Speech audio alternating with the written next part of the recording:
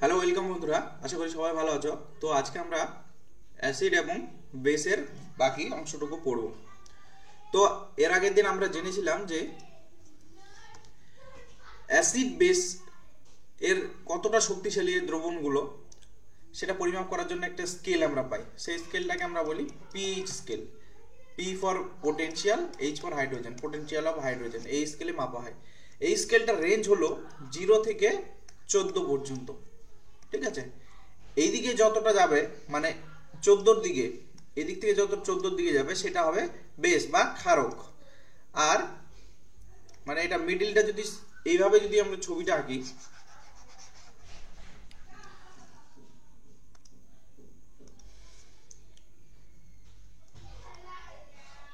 এরকম যদি একটা স্কেল করি, পিএইচ স্কেল যেটার নাম দেবো, এখানে মাঝখানে 7 থাকবে, এদিকে 14, এদিকে 0। তো 7 থেকে যত এই সাইডে যাব সেটা হবে ক্ষারক, আর 7 থেকে যত কমের দিকে যাব সেটা হবে অ্যাসিড বা অম্ল।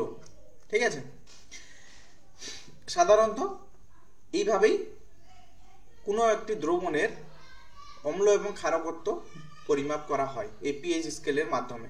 ঠিক আছে, কিছু ইম্পর্টেন্ট জিনিসের আমরা পিএইচ জেনে নেব। যেরকম গ্যাস্ট্রিক রস, যার পিএইচ হলো 1.2, লেবুর রস 2.2। তো গ্যাস্ট্রিক রস বলতে আমাদের পেটে থাকে, পাকস্থলীতে। ঠিক আছে, বিশুদ্ধ জল এবং রক্ত, এর পিএইচ হলো প্রায় 7.4। Milk of magnesium 10, sodium hydroxide মানে NaOH এর হচ্ছে 14। মানে এটা তীব্র ক্ষারকীয় আর একটি প্রায় তীব্র অ্যাসিডিক, যেটা আমাদের পেটে থাকে। ঠিক আছে, এবার দৈনন্দিন জীবনে আমরা পিএইচ এর গুরুত্ব পড়ব। উদ্ভিদ এবং প্রাণীরা কি পিএইচ এর প্রতি সংবেদনশীল? আমাদের শরীর 7 থেকে 7.8 পিএইচ মাত্রার পরিসরে কাজ করে। তাহলে এখান থেকে আরেকটা কোশ্চেন আমরা পেয়ে গেলাম, আমাদের বডিতে কত পিএইচ এর মধ্যে কাজ করে? 7 থেকে 7.8। আর রক্তের কত পিএইচ আমরা দেখলাম? 7.4, তাই তো? আর আমাদের শরীর কাজ করে সাধারণত এই রেঞ্জে 7 থেকে 7.8 পর্যন্ত। সজীব বস্তু কেবলমাত্র পিএইচ এর পরিবর্তনের ক্ষুদ্র পরিসরে জীবিত থাকতে পারে। মানে বেশি পরিবর্তন যদি হয় তাহলে জীবিত থাকতে পারবে না জীবগুলি। বৃষ্টির জলের পিএইচ এর মান 5.6 থেকে কম হলে একে আমরা অম্ল বৃষ্টি বলি। মানে অম্ল বৃষ্টি আমরা কখন বলবো? যখন বৃষ্টির যে জলটা পড়ছে তার পিএইচ এর মান 5.6 এর থেকে যদি কম হয়, লেস হয়, ঠিক আছে, তখন সেটাকে আমরা বলবো অম্ল বৃষ্টি। তাহলে এখান থেকে আরেকটা কোশ্চেন পাচ্ছি যে কখন আমরা অম্ল বৃষ্টি বলবো? যখন পিএইচ এর মানটা 5.6 এর কম হবে। যখন অম্লবৃষ্টি নদীর মধ্যে প্রবাহিত হয় তখন নদীর জলে পিএইচ এর মান হ্রাস করে। এরূপ নদীতে জলজ প্রাণীর জীবন টিকে থাকা কঠিন হয়ে যায়। ঠিক আছে, মানে অম্লবৃষ্টি হলে সেই জলটা নদীতে মিশে জলজ প্রাণীদের জীবন বিপন্ন করে তোলে। শুক্র বা ভেনাস গ্রহের বায়ুমণ্ডলে সালফিউরিক অ্যাসিডের পাতলা সাদা এবং হলুদ বর্ণের মেঘ দ্বারা গঠিত। তোমার কি মনে হয় এই গ্রাম প্রাণের অস্তিত্ব আছে? না, প্রাণের অস্তিত্ব কি করে সম্ভব? কারণ যদি অ্যাসিডিক হয়ে যায় সালফিউরিক অ্যাসিড, তাহলে আমরা জীবরা সেখানে বাঁচতে পারবো না। আমাদের রেঞ্জ কত? 7 থেকে 7.8, এই পিএইচ রেঞ্জে আমরা বেঁচে থাকতে পারি। মাটির পিএইচ মাপতে বলেছে এখানে সব। ঠিক আছে, এইবার আমাদের পরিপাকতন্ত্রে পিএইচ, এটি অত্যন্ত মজাদার লক্ষণীয় বিষয় যে আমাদের পাকস্থলীতে হাইড্রোক্লোরিক অ্যাসিড উৎপন্ন করে। এই পাকস্থলী ক্ষতি সাধন না করে খাদ্য হজমে সহায়তা করে। বদ হজমের সময় পাকস্থলী অতিরিক্ত মাত্রায় অম্ল উৎপন্ন করে, এর ফলে ব্যথা জ্বালা অনুভূত হয়। আমাদের খুব একটা খাওয়া দাওয়া করলে বা পেট খারাপ হয়ে গেলে সব পেট ব্যথা অনুভূত হয়, সেটা হাইড্রোক্লোরিক অ্যাসিডটা বেশি পরিমাণে উৎপন্ন হয়ে গেলে। এই ব্যথা থেকে মুক্তি পাওয়ার জন্য মানুষ ক্ষারক ব্যবহার করে, যাকে আমরা অ্যান্টাসিড বলি। এই অধ্যায় শুরুতে তুমি এরূপ একটি প্রতিকারের উপায় সম্পর্কে পরামর্শ দিয়েছিলে। এই অ্যান্টাসিড গুলো অতিরিক্ত অম্লকে প্রশমিত করে। এর জন্য magnesium hydroxide, milk of magnesia এর মতো দুর্বল ক্ষারককে প্রায় ব্যবহার করা হয়। মানে একটা মানুষের পেট, এখানে HCl হাইড্রোক্লোরিক অ্যাসিড উৎপন্ন হচ্ছে খাদ্য হজম করার জন্য। কখনো একটা কোনো কারণে বেশি অ্যাসিড উৎপন্ন হয়ে গেলে তখন আমাদের বদ হজম হয়, পেট ব্যথা করে। সেটাকে ঠিক করার জন্য আমরা কি খাই? অ্যান্টাসিড। ওষুধ খাই না, অনেক সময় দোকানে গিয়ে বলি অ্যান্টাসিড দিন। সেই অ্যান্টাসিডটা আসলে কি? মিল্ক অফ ম্যাগনেসিয়া, এক ধরনের ক্ষারক। কেন ক্ষারক খাওয়া হয়? যে পেটে অ্যাসিড উৎপন্ন হয়েছে, আমি ক্ষারক খাবো। অ্যাসিড আর বেস মানে ক্ষারকের বিক্রিয়া কি উৎপন্ন হয়? লবণ ও জল উৎপন্ন হয়ে যায়। লবণ জল আমাদের কোনো ক্ষতি করবে না, পেট ঠিক হয়ে যাবে। সেই কারণে অ্যান্টাসিড ব্যবহার করা হয়, যাতে সেই অ্যাসিডটাকে অ্যাসিডের সঙ্গে বিক্রিয়া করে লবণ ও জল উৎপন্ন করে। ঠিক আছে, ম্যাগনেসিয়াম হাইড্রোক্সাইড বা মিল্ক অফ ম্যাগনেসিয়া ব্যবহার করা হয় অ্যান্টাসিড হিসেবে। পিএইচ এর পরিবর্তনের কারণে দাঁতের ক্ষয়, অনেক সময় দাঁতের ক্ষয় হয়ে যায় পিএইচ এর কারণে, কারণ পিএইচ যত কমে যাবে তত জিনিসটা অ্যাসিডিক হয়ে যাবে, মুখের লালাগুলো আমাদের পিএইচ এর মান যদি কমে যায় মুখের লালা অ্যাসিডিক হয়ে যাবে, তার ফলে ক্ষতিগ্রস্ত হবে, ক্ষয় হবে অ্যাসিডের জন্য। যখন মুখের ভিতরে পিএইচ 5.5 থেকে কম হয় তখন দাঁতের ক্ষয় শুরু হয়। তাহলে এখান থেকে আরেকটা কোশ্চেন পেলাম, দাঁতের ক্ষয় কখন হয়? 5.5 পিএইচ এর নিচে মান চলে গেলে। ঠিক আছে, দাঁতের এনামেল ক্যালসিয়াম হাইড্রোক্সোইপেটাইট ক্যালসিয়াম ফসফেটের একটি কেলাসাকার রূপ দ্বারা তৈরি, যা শরীরের সবচেয়ে শক্ত পদার্থ। তাহলে আমাদের শরীরের সবচেয়ে শক্ত পদার্থ কি? আমাদের হাড় যে আছে তার থেকেও শক্ত পদার্থ হলো দাঁতের এনামেল। ঠিক আছে, যেটা ক্যালসিয়াম হাইড্রোক্সোইপেটাইট বলা হয়। ইহা জলে দ্রবীভূত হয় না, কিন্তু মুখের ভিতরে পিএইচ এর মান 5.5 থেকে কম হলে এর ক্ষয় হয়। খাবারের পর মুখের ভিতর থাকা অবশিষ্ট সুগার মানে মিষ্টি জাতীয় জিনিস বা আমাদের আলু টালু যা খায় তার মধ্যে সুগার থাকে, এবং খাদ্যের কণা ব্যাকটেরিয়ার উপস্থিতিতে পচনের ফলে মুখের ভিতরে অম্ল উৎপন্ন করে, মানে দাঁতে খাবার টাবার লেগে থাকলে সেটা ব্যাকটেরিয়ার সঙ্গে বিক্রিয়া করে অ্যাসিড তৈরি করে ফেলে। খাদ্য খাবারের পর মুখের ভিতর পরিষ্কার করাই এর থেকে রক্ষা পাওয়ার একটি বিশেষ উপায়। সেই জন্য খাওয়া দাওয়ার পর ব্রাশ করতে বলা হয়, যাতে সেই নোংরা জিনিসগুলো দাঁতে না লেগে থাকে, কারণ ওগুলো থাকলে ব্যাকটেরিয়ার সঙ্গে রিয়াক্ট করে অ্যাসিড উৎপন্ন করবে, আর সেই অ্যাসিডের মান যদি 5.5 এর নিচে চলে যায় তাহলে আমার দাঁতের যে এনামেল সেটা ক্ষতিগ্রস্ত করবে। ঠিক আছে, প্রাণী এবং উদ্ভিদের দ্বারা উৎপন্ন রাসায়নিক পদার্থের প্রভাব থেকে আত্মরক্ষা। তুমি কি কখনো মৌমাছির দ্বারা দংশিত হয়েছে? মৌমাছির হুল একটি অম্ল ছাড়ে যার কারণে ব্যথা জ্বালা তৈরি হয়। কোনো মৌমাছি যদি কামড়ে নেওয়া বলতে কি হুল ফুটায়, তাহলে সেখানে ব্যথা অনুভূত হয়, কারণ সেই হুলে অ্যাসিড থাকে, সেই অ্যাসিড গেলে ব্যথা অনুভূত হয়। দংশিত জায়গায় বেকিং সোডা বা খাবারের সোডা মৃদু ক্ষারক লাগালে আরাম পাওয়া যায়। কেন পাওয়া যায়? সেই কোনো জায়গায় হুল ফোটালো, সেখানে সোডা জাতীয় জিনিস যদি ক্ষার জাতীয় জিনিস লাগিয়ে দিই, কেন প্রশমিত হয়ে যায়, মানে ব্যথাটা কমে যায়? কারণ হলো সেখানে অ্যাসিড ছিল আর আমি ক্ষার দিচ্ছি, অ্যাসিড আর ক্ষারের বিক্রিয়ায় লবণ জল উৎপন্ন হয়ে যাবে, অ্যাসিডটা থাকবে না, তার ফলে আমার ব্যথা অনুভূত আর হবে না। বিচুটি পাতার সুচালো লোম মিথানোইক অ্যাসিড, এটা খুব থাকে পরীক্ষায়। বিচুটি পাতার যে সুচালো লোম থাকে সেখানে কি অ্যাসিড দেয়? মিথানোইক অ্যাসিড ছেড়ে যায়, ফলে জ্বালা সহ ব্যথা সৃষ্টি হয়। মিথানোইক অ্যাসিড থাকে, ঠিক আছে, বিচুটি পাতায়। প্রকৃতি প্রশমনের বিকল্প প্রদান করে। এবার দেখব, বিছুটি একটি, যার ইংরেজি হলো নিটল, একটি লতা জাতীয় উদ্ভিদ যা জঙ্গলে জন্মায়। তার পাতায় সুচালো লোম থাকে যা ঘটনাক্রমে স্পর্শ করলে হুলের মতো ব্যথা সৃষ্টি করে। এর কারণ হলো এরা মিথানোইক অ্যাসিড নির্গত করে। পারস্পরিক প্রতিকারের উপায় হলো ডগ গাছের পাতা উক্ত স্থানে ঘষা। ডগ গাছ প্রায়শই জঙ্গলে বিছুটি গাছের পাশেই জন্মায়। ঠিক আছে, ডগ নামে একটি গাছ আছে, আমিও দেখিনি এটা, বিছুটি পাতা দেখেছি অনেক, তো এটা নাকি জঙ্গলে বিছুটি পাতার আশেপাশেই জন্মায় এই ডগ গাছটা। ঠিক আছে, তো বিছুটি পাতা যদি হাতে লেগে যায় সেটা সঙ্গে সঙ্গে মিথানোইক অ্যাসিড দেয়, তার ফলে জ্বালা যন্ত্রণা করে। এবার ডগ গাছের পাতা নিয়ে সেখানে ঘষে দিলে সেটাকে প্রশমিত করে, মানে ঠিক করে দেয় আর কি। ঠিক আছে, এইবার আমরা কিছু ইম্পর্টেন্ট জিনিসের প্রাকৃতিক উৎস জানবো।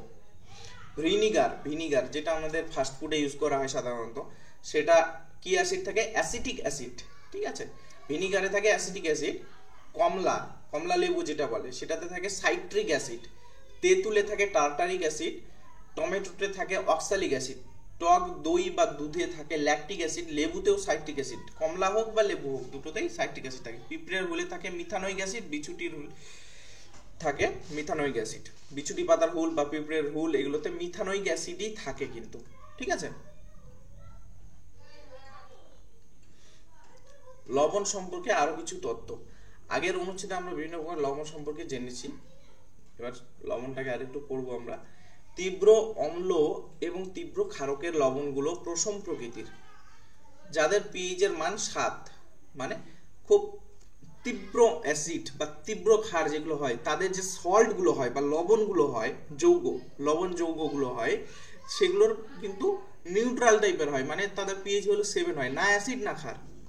অপরদিকে তীব্র অম্ল মৃদু ক্ষারকের লবণগুলো আম্লিক, মানে তীব্র অম্ল আর মৃদু ক্ষারক এই দুটো মিলে যদি কোনো লবণ হয় তাহলে তার নেচারটা হবে আম্লিক, স্বাদের কম হবে। আর তীব্র ক্ষারক মৃদু অম্ল হলে তার নেচারটা হবে ক্ষারক প্রকৃতির, স্বাদের থেকে বেশি হবে পিএইচ এর মান। ঠিক আছে, এইটা কিন্তু খুব ইম্পর্টেন্ট, বলে দেবে যে তীব্র অম্ল তীব্র ক্ষারকের লবণের প্রকৃতি কিরকম, প্রশম প্রকৃতির হবে। ঠিক আছে, মানে নিউট্রাল।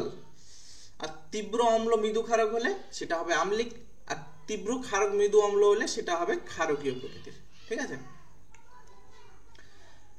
হাইড্রোক্লোরিক অ্যাসিড সোডিয়াম হাইড্রোক্সাইডের সংযোজনে উৎপন্ন লবণকে সোডিয়াম ক্লোরাইড বলে। এই লবণটি তুমি খাবারে ব্যবহার করো। ঠিক আছে, সমুদ্রের জলে বিভিন্ন ধরনের লবণ দ্রবীভূত থাকে।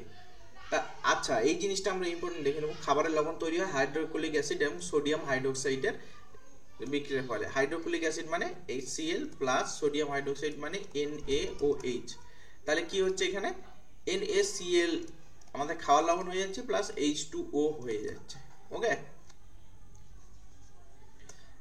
এই খাবার লবণ উৎপন্ন হয়েছে। তাহলে খাবার লবণ করার জন্য কি হচ্ছে, হাইড্রোক্লোরিক অ্যাসিড এবং সোডিয়াম হাইড্রোক্সাইড, অ্যাসিড আর ক্ষারের বিক্রিয়া করা হচ্ছে, অ্যাসিড আর বেসের বিক্রিয়া করা হচ্ছে। সেখান থেকে লবণ ও জল, সব সময় লবণ জল উৎপন্ন হবে অ্যাসিড ক্ষারের বিক্রিয়ায়। ঠিক আছে, সমুদ্রের জলে বিভিন্ন ধরনের লবণ দ্রবীভূত থাকে। সোডিয়াম ক্লোরাইড এই সকল লবণগুলি থেকে পৃথক করা হয়। পৃথিবীর বিভিন্ন জায়গায় কঠিন লবণের স্তূপ পাওয়া যায়। বড় আকারের এই লবণ কেলাসগুলিকে উপস্থিতিতে অশুদ্ধির ফলে প্রায়শই বাদামি বর্ণের হয়। এদেরকে সৈন্ধব লবণ বলে।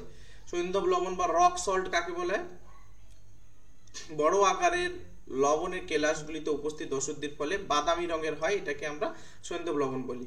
বহুকাল পূর্বে প্রাকৃতিক কারণে সমুদ্রের কিছু অংশে শুকিয়ে গিয়ে সৈন্ধব লবণের চাদর তৈরি হয়েছিল। কয়লার মতোই সৈন্ধব লবণ খনন করা হয়। ঠিক আছে, সাধারণ লবণ বা কমন সল্ট রাসায়নিক দ্রব্যাদির জন্য একটি কাঁচামাল। এভাবে প্রাপ্ত সাধারণ লবণ আমাদের দৈনন্দিন ব্যবহারযোগ্য কিছু পণ্য যেমন সোডিয়াম হাইড্রোক্সাইড, খাবার সোডা, কাপড় কাচার সোডা, ব্লিচিং পাউডার এবং তা অনেক পণ্যের একটি গুরুত্বপূর্ণ কাঁচামাল। কিভাবে আমরা এবার দেখব। আমরা যে NaCl লবণটা খাই সেটা অনেক জিনিসের কাঁচামাল হিসেবে ব্যবহার করা হয়, মানে এখান থেকে অনেক জিনিস তৈরি হয়। ওকে, সোডিয়াম ক্লোরাইড মানে NaCl জলীয় দ্রবণের মধ্যে দিয়ে যখন তড়িৎ প্রবাহ চালনা করা হয় তখন ইহা বিশ্লেষিত হয়ে সোডিয়াম হাইড্রোক্সাইড উৎপন্ন হয়। তাহলে এটা খুব ইম্পর্টেন্ট বিক্রিয়া। NaCl এর জলীয় দ্রবণ নিয়ে তার মধ্যে তড়িৎ প্রবাহ করলে সোডিয়াম হাইড্রোক্সাইড, ক্লোরিন এবং হাইড্রোজেন উৎপন্ন হয়। এই রিঅ্যাকশনটা অবশ্যই মনে রাখবে, একদম এইটা হুবহু তুলে দিয়ে দিবে এক্সামে। কিরকম, যে সোডিয়াম ক্লোরাইডে জলীয় দ্রবণে তড়িৎ প্রবাহ করলে কি উৎপন্ন হয়, অথবা ঘুরিয়ে দিতে পারে সোডিয়াম হাইড্রোক্সাইড উৎপন্ন করার জন্য নিচের কোন বিক্রিয়াগুলি, যে অনেকগুলো বিক্রিয়া দিয়ে দিবে তার মধ্যে এইটা একটা থাকবে। ঠিক আছে, তো এটাকে তখন আমাদের দেখতে হবে যে দুই অণু NaCl, দুই অণু জল মানে জলীয় দ্রবণ NaCl এর, এটা 2NaCl + 2H2O, এটাকে তড়িৎ প্রবাহ করলে এর মধ্যে দিয়ে, এই দ্রবণটার মধ্যে দিয়ে তড়িৎ প্রবাহ করলে সোডিয়াম হাইড্রোক্সাইড, ক্লোরিন, হাইড্রোজেন উৎপন্ন হয়। সোডিয়াম হাইড্রোক্সাইড, ক্লোরিন ও হাইড্রোজেন উৎপন্ন হয়। ঠিক আছে, ক্লোরিন গ্যাস অ্যানোডে মুক্ত হয় এবং হাইড্রোজেন গ্যাস ক্যাথোডে মুক্ত হয়। ঠিক আছে, ক্যাথোডের নিকটে সোডিয়াম হাইড্রোক্সাইড দ্রবণ উৎপন্ন হয়, ক্যাথোডের নিকটে মানে হাইড্রোজেনের নিকটে। ঠিক আছে, হাইড্রোজেনটা ক্যাথোডে চলে যাচ্ছে আর ক্লোরিনটা অ্যানোডে হয়ে যাচ্ছে, আর সোডিয়াম হাইড্রোক্সাইডটা এই সেই ক্যাথোডের কাছে পড়ে থাকছে নিচে। ঠিক আছে, এই যে ছবির মাধ্যমে দেখানো হয়েছে এটা। ঠিক আছে, ব্লিচিং পাউডার, উপরেরটা আমরা কি দেখলাম, সোডিয়াম মানে এখানে আমরা কি পড়ছি জিনিসটা, NaCl কে ব্যবহার করে বিভিন্ন জিনিস কিভাবে তৈরি করা যায়। NaCl ব্যবহার করে আমরা দেখলাম সোডিয়াম হাইড্রোক্সাইড কিভাবে তৈরি করা যায়। যে NaCl এর জলীয় দ্রবণ নিয়ে নেব, মানে জল থাকবে, NaCl প্লাস জল, এই যে NaCl প্লাস 2H2O, আর তার মধ্যে তড়িৎ প্রবাহ করে আমরা সোডিয়াম হাইড্রোক্সাইড, ক্লোরিন, হাইড্রোজেন পেয়ে গেলাম। এইবার আমরা NaCl থেকে ব্লিচিং পাউডার তৈরি করব। কিভাবে, তুমি ইতিমধ্যে জেনেছো সোডিয়াম ক্লোরাইডের জলীয় দ্রবণ তড়িৎ বিশ্লেষণ প্রক্রিয়ায় ক্লোরিন উৎপন্ন করে। ঠিক আছে, এই ক্লোরিন গ্যাস বাণিজ্যিকভাবে ক্লোরিন প্রস্তুতিতে ব্যবহৃত হয়। শুষ্ক কলিচুনের উপর ক্লোরিন গ্যাসের বিক্রিয়ায় ব্লিচিং পাউডার উৎপন্ন হয়। তার মানে কি বলেছে, এই যে বিক্রিয়াটা দেখলাম আমরা, NaCl2H2O এর মধ্যে দিয়ে তড়িৎ প্রবাহ করলে সোডিয়াম হাইড্রোক্সাইড, ক্লোরিন, হাইড্রোজেন, এই বিক্রিয়াটা শুধু সোডিয়াম হাইড্রোক্সাইড উৎপন্ন করতেই ব্যবহার হয় না, ক্লোরিন উৎপন্ন করতেও ব্যবহার হয় বাণিজ্যিকভাবে। এইবার এই বিক্রিয়াটার পরবর্তী আরেকটা স্টেপ করলে আমরা সেখান থেকে পেয়ে যাব ব্লিচিং পাউডার। কিভাবে? এই স্টেপটা প্রথমে করা হলো, ঠিক আছে, করার পরে এই যে ক্লোরিনটা বের হলো, এই ক্লোরিন যে বের হলো, এই ক্লোরিনটা, ওকে, এই ক্লোরিনটাকে নিয়ে তার সঙ্গে ক্যালসিয়াম হাইড্রোক্সাইড যোগ করা হলো, ঠিক আছে, তার ফলে বিক্রিয়া হয়ে CaOCl2 প্লাস H2O উৎপন্ন হয়ে গেল। ঠিক আছে, কি বলেছে? এই জিনিসটাই বলেছে যে সোডিয়াম ক্লোরাইডের জলীয় দ্রবণ তড়িৎ বিশ্লেষণ প্রক্রিয়ায় ক্লোরিন উৎপন্ন করে। আগে যেটা দেখলাম সোডিয়াম ক্লোরাইড মানে NaCl, জলীয় দ্রবণ তড়িৎ বিশ্লেষণ করে ক্লোরিন উৎপন্ন করলে এই ক্লোরিন বাণিজ্যিক ক্লোরিন প্রস্তুতিতে ব্যবহৃত হয় শুষ্ক কলিচুন মানে ক্যালসিয়াম হাইড্রোক্সাইড। ক্যালসিয়াম হাইড্রোক্সাইডের উপর ক্লোরিন গ্যাসের বিক্রিয়ায়, এই যে ক্লোরিন গ্যাস আর ক্যালসিয়াম হাইড্রোক্সাইড এর বিক্রিয়ায় ব্লিচিং পাউডার উৎপন্ন হয়। ঠিক আছে, এই যে CaOH এর হোল 2 প্লাস Cl2, এটা দিয়ে CaOCl2 প্লাস H2O উৎপন্ন করছে। ঠিক আছে, তার ব্লিচিং পাউডার আমরা কি পাচ্ছি? ব্লিচিং পাউডার করার জন্য আমাদের প্রথমে সোডিয়াম হাইড্রোক্সাইড তৈরি করতে হচ্ছে, মানে লবণ যেটা আমাদের খাদ্য লবণ NaCl সোডিয়াম ক্লোরাইড সেটা নিচ্ছি, সেটাকে জলে মিশিয়ে দিচ্ছি, তারপর তড়িৎ প্রবাহ করছি, তড়িৎ বিশ্লেষণের ফলে এবার সেখান থেকে সোডিয়াম হাইড্রোক্সাইড, ক্লোরিন আর হাইড্রোজেন উৎপন্ন হচ্ছে। সেই ক্লোরিনটাকে নিয়ে আবার আমি কি করছি না, ক্যালসিয়াম হাইড্রোক্সাইড বা শুষ্ক চুন যেটাকে বলি CaOH এর হোল 2 ওটার সঙ্গে বিক্রিয়া করাচ্ছি ক্লোরিনটার, তার ফলে CaOCl2 বা ব্লিচিং পাউডার উৎপন্ন হয়ে যাচ্ছে। ঠিক আছে, এবার ব্লিচিং পাউডারের ব্যবহার, এই ব্যবহারগুলো থাকে এক্সামে। বস্ত্র শিল্পে সুতি, লিনেন কাপড় বিরঞ্জিত করতে মানে রং তুলে দিতে, বিরঞ্জিত করতে, কাগজ কারখানায় কাঠের মণ্ড বিরঞ্জনে, রং তুলতে বিরঞ্জনে, এবং লন্ড্রিতে ধোয়া কাপড় বিরঞ্জিত করতে, বিরঞ্জিত মানে রংটাকে তুলে দেওয়া, বহু রাসায়নিক কারখানায় জারক দ্রব্য রূপে ব্যবহৃত হয়, পানীয় জল জীবাণুমুক্ত করতে ব্যবহৃত হয় ব্লিচিং পাউডার। ব্লিচিং পাউডার ব্যবহার করছি আমরা, ঠিক আছে, রাসায়নিক কারখানায় জারক রূপে আর পানীয় জল জীবাণুমুক্ত করতে আমরা ব্লিচিং পাউডার ব্যবহার করে থাকি। এবার খাবার সোডা কিভাবে উৎপন্ন করব? খাবার সোডা NaCl থেকে, সব এগুলো NaCl এর ব্যবহার করছি, NaCl কে ব্যবহার করে আমরা বিভিন্ন জিনিস কিভাবে তৈরি করছি। খাবার সোডা বা বেকিং সোডা কি বলা হচ্ছে? NaCl, জল, কার্বন ডাইঅক্সাইড আর NH3, ঠিক আছে, এইগুলোর বিক্রিয়ায় NH4Cl অ্যামোনিয়াম ক্লোরাইড আর NaHCO3 সোডিয়াম হাইড্রোজেন কার্বনেট উৎপন্ন হচ্ছে, যেটাকে আমরা বলছি খাবার সোডা বা বেকিং সোডা। তাহলে কি নেওয়া হচ্ছে? লবণ নেওয়া হচ্ছে, জল, কার্বন ডাইঅক্সাইড আর NH3 নেওয়া হচ্ছে। ঠিক আছে, আমি বিক্রিয়াটা একবার লিখি, CO2 প্লাস NH3, এই চারটে জিনিসের বিক্রিয়ার ফলে NH4Cl প্লাস আমাদের যেটা কাঙ্ক্ষিত জিনিস NaHCO3 সোডিয়াম হাইড্রোজেন কার্বনেট বা বেকিং সোডা, যেটাকে আমরা বলছি বেকিং সোডা, এটা উৎপন্ন হচ্ছে। খুবই ইম্পর্টেন্ট জিনিস কিন্তু, হ্যাঁ, বেকিং সোডা তৈরিতে কি ব্যবহার হয়? NaCl, H2O, CO2 আর NH3, তার ফলে অ্যামোনিয়াম ক্লোরাইড ও সোডিয়াম হাইড্রোজেন কার্বনেট উৎপন্ন হয়। অনেক সময় বলা হয় যে খাবার সোডা বা বেকিং সোডার রাসায়নিক সংকেত কি বা রাসায়নিক নাম কি? সোডিয়াম হাইড্রোজেন কার্বনেট বা NaHCO3। ঠিক আছে, সেই NaHCO3 কে নিয়ে আবার Na2CO3 H2CO2 করা হয়। ঠিক আছে, এটাকে উত্তপ্ত করলে আর কি, এখানে হিট থাকবে, হ্যাঁ, NaHCO3 যেটা আমার খাবার সোডা বা বেকিং সোডা পেলাম, এখানে হিট দিলে Na2CO3 H2O CO2 উৎপন্ন হয়। এবার কি কাজে লাগে বেকিং সোডা? বেকিং পাউডার প্রস্তুতিতে এটি ব্যবহৃত হয়, যা হলো খাবার সোডা বা সোডিয়াম হাইড্রোজেন কার্বনেট এবং একটি মৃদু ভোজ্য অম্ল যেমন টার্টারিক অ্যাসিডের মিশ্রণ। বেকিং পাউডার উত্তপ্ত করলে বা জলে মিশ্রিত করলে নিম্নলিখিত বিক্রিয়াটি হয়। এই যে NaHCO3 plus H plus CO2 H2O অম্লের সোডিয়াম লবণ উৎপন্ন হয়। ঠিক আছে, বিক্রিয়ায় উৎপন্ন কার্বন ডাই অক্সাইড পাউরুটি কেককে নরম স্পঞ্জি করে তোলে। খুব ইম্পর্টেন্ট, হ্যাঁ, আমরা যে পাউরুটি খাই সেটাকে স্পঞ্জের মতো নরম হয়, কি কারণে? সে বিক্রিয়ায় কার্বন ডাই অক্সাইড উৎপন্ন হয়, সেটার কারণে হয় এটা। ঠিক আছে, সোডিয়াম হাইড্রোজেন কার্বনেট অ্যান্টাসিড বা অম্লনাশকেরও একটি উপাদান। ক্ষারকীয় ধর্মের ফলে পাকস্থলীতে অতিরিক্ত অম্লকে প্রশমিত করে এবং আরাম প্রদান করে। সোডিয়াম হাইড্রোজেন কার্বনেট একটি অ্যান্টাসিড, ঠিক আছে, কারণ এটা ক্ষারক জাতীয় পদার্থ NaHCO3 সোডিয়াম হাইড্রোজেন কার্বনেট। তাহলে আমাদের যখন অ্যাসিড হয়ে যাবে পেটে, তাহলে সেই এই ক্ষারকটা যদি আমরা খেয়ে নিই বেকিং সোডাটা হালকা জলে মিশিয়ে, তাহলে পেটে গিয়ে যে HCl আছে তার সঙ্গে বিক্রিয়া করে ফেলবে, এটা করে লবণ জল উৎপন্ন করে ফেলবে, তাহলে পেট ঠিক হয়ে যাবে আর কি, ব্যথাটা অ্যাসিডটা চলে যাবে। এটি সোডা অ্যাসিড অগ্নি নির্বাপক যন্ত্রেও ব্যবহার করা হয়। খুবই ইম্পর্টেন্ট, এটা একটা ইউজ, খুবই ইম্পর্টেন্ট। এরকম থাকবে এক্সামে যে সোডা অ্যাসিড অগ্নি নির্বাপক যন্ত্রে কি ব্যবহার করা হয়, দিয়ে দিবে বেকিং সোডা, এরকম সাধারণ নামগুলো, ঠিক আছে, বা দিয়ে দিবে সোডিয়াম হাইড্রোজেন কার্বনেট বা সংকেত দিয়ে দিবে NaHCO3, সেটা ইউজ করা হয়। কিন্তু সোডা অ্যাসিড অগ্নি নির্বাপক যন্ত্রে, সোডা অ্যাসিড, সোডা থাকবে এবং অ্যাসিড থাকবে, এরকম অগ্নি নির্বাপক যন্ত্রে বেকিং সোডা ব্যবহার করা হয়। এবার আমরা কাপড় কাচা সোডা বা ওয়াশিং সোডা পড়বো।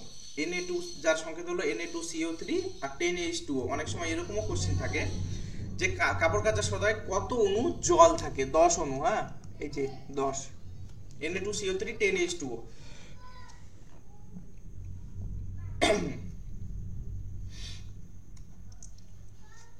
সোডিয়াম, এই কাপড় কাচা সোডা নেওয়ার জন্য প্রথমে আমাদের মানে কাপড় কাচা সোডা তৈরি করার জন্য প্রথমে আমাদের খাবার সোডা বা বেকিং সোডা তৈরি করতে হবে NaCl থেকে। NaCl এর H2O CO2 NH3, এটা বিক্রিয়া করার পর NH4Cl প্লাস NaHCO3 হলো। এইবার NaHCO3 কে আবার হিট দিলাম আমি, হিট দেওয়ার পর Na2CO3 হলো। এই Na2CO3টাকে প্লাস 10 অণু জলের সঙ্গে মেশাবো, তাহলে Na2CO3 10H2O হয়ে যাবে, ঠিক আছে। তাহলে আমরা কি পাচ্ছি, Na2CO3 10H2O, এইটা হচ্ছে আমাদের কিসের সংকেত, আমাদের কাপড় কাচা সোডা, সোডিয়াম কার্বনেট। আর সোডিয়াম হাইড্রোজেন কার্বনেট যদি হয় তাহলে সেটা খাবার সোডা হয়ে যাবে, আর সোডিয়াম কার্বনেট শুধু হয় সেটা কাপড় কাচা সোডা, ঠিক আছে। তো এখানে জিনিসটা খুব গোলানোর বিষয় আছে, এখানে আরেকবার বলে দেই যে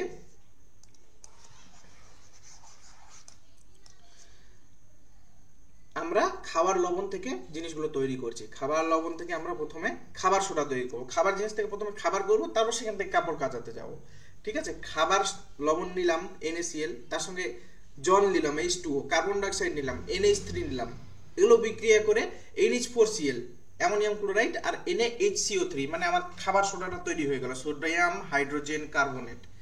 এইবার সোডিয়াম হাইড্রোজেন কার্বনেট যেটা আমরা খাবার সোডা পেলাম, ওটাকে আবার গরম করব, গরম করলে Na2CO3 H2O আর CO2 উৎপন্ন হবে, ঠিক আছে। এই CO2টা পাউরুটিগুলো আমাদের নরম করে, স্পঞ্জি করে, ঠিক আছে। আর Na2CO3 যেটা বেরোলো তার সঙ্গে 10 অণু জল যোগ করবো, মানে জলে মিশিয়ে দেবো, তাহলে আমাদের হয়ে যাবে Na2CO3 10H2O, যেটা আমাদের হয়ে গেল কাপড় কাচার সোডার সংকেত। তাহলে কাপড় কাচার সোডা আমরা পেয়ে যাব, এই কাপড় কাচার সোডাটা। ওকে, অবশ্যই সংকেতগুলো মনে রাখতে হবে, হ্যাঁ, যে আমাদের খাবার সোডার সংকেত হলো NaHCO3 আর কাপড় কাচার সোডার সংকেত হলো Na2CO3 10H2O, 10H2O। ওকে, চলো এবার কাপড় কাচা সোডার ব্যবহার, এটা তো সবাই জানি। সোডিয়াম কার্বনেট গ্লাস, সাবান, কাগজের কারখানায় ব্যবহৃত হয়। এটি সোডিয়াম যৌগ বোরাক্সের উপাদানে ব্যবহৃত হয়। বোরাক্সের যৌগ তৈরি করতে কাপড় কাচা সোডা ব্যবহার করা হয়। কাপড় কাচা সোডা বোরাক্স তৈরিতে ব্যবহার করা হয়। সোডিয়াম কার্বনেট গার্হস্থ্য কাজে পরিষ্কারক রূপে ব্যবহৃত হয়। এটি জলের স্থায়ী ক্ষারতা দূরীকরণে ব্যবহৃত হয়। এই ভাষাগুলো একটু হাই কোয়ালিটির বাংলা, তো সেই জন্য পরীক্ষা হওয়ার সময় সমস্যা হয়ে যায়। কি স্থায়ী ক্ষারতা, জলের যে স্থায়ী ক্ষারতা আছে সেটাকে দূর করার জন্য কাপড় কাচার সোডাটা ব্যবহার করা হয়।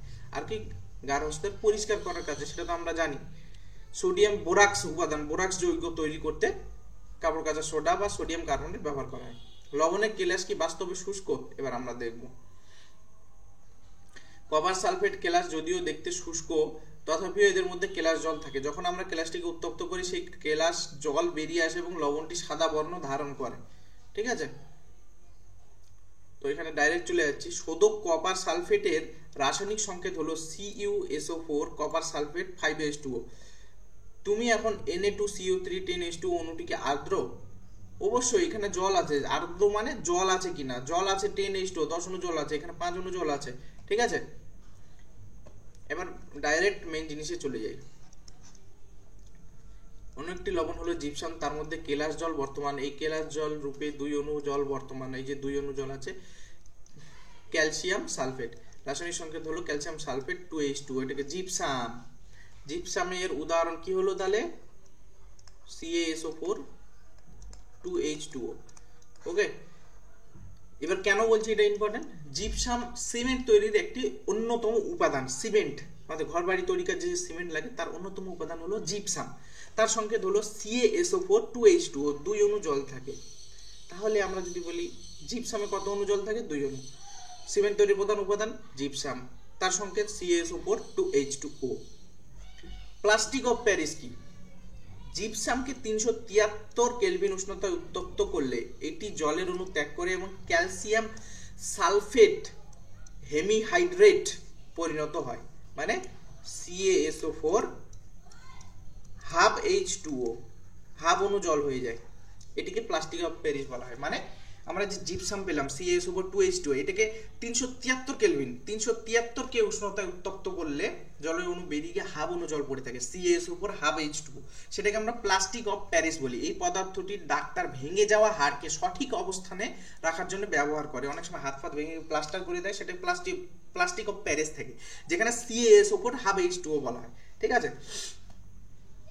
প্লাস্টিক অফ প্যারিস সাদা পাউডার এবং জল যোগ করলে পুনরায় জিপসামে পরিণত হয়। মানে প্লাস্টিক অফ প্যারিস যে পদার্থটা আছে তার সঙ্গে যদি আমরা জল যোগ করি, জল H2O, এই যে H2O যোগ করা হচ্ছে CaSO4 হাফ H2O সঙ্গে, তাহলে CaSO4 2H2O হয়ে যাচ্ছে, যার যেটা হলো জিপসাম, ঠিক আছে। জিপসাম যেটা হলো জিপসাম, আর এটা হলো plastic of Paris, plastic of Paris, তাই তো, যেটা হাড় ভাঙার জোড়ার কাজে লাগে। তাহলে আমরা কি বললাম? যে জিপসামকে 373 কেলভিন তাপমাত্রায় উত্তপ্ত করলে সেখান থেকে আমরা পেয়েছি প্লাস্টিক অফ প্যারিস, যার সংকেত হলো CaSO4 half H2O। Say plastic of প্যারিসের সঙ্গে যদি জল মেশাই তাহলে সেটাকে পুনরায় জিপসামে পরিণত হয়ে যাচ্ছে, CaSO4 2H2O। তাহলে দুটো সংকেতের মধ্যে পার্থক্য একটাই, যে জলের অণু, জিপসামে 2 অণু জল থাকছে আর প্লাস্টিক অফ প্যারিসে হাফ অণু জল থাকছে, ঠিক আছে।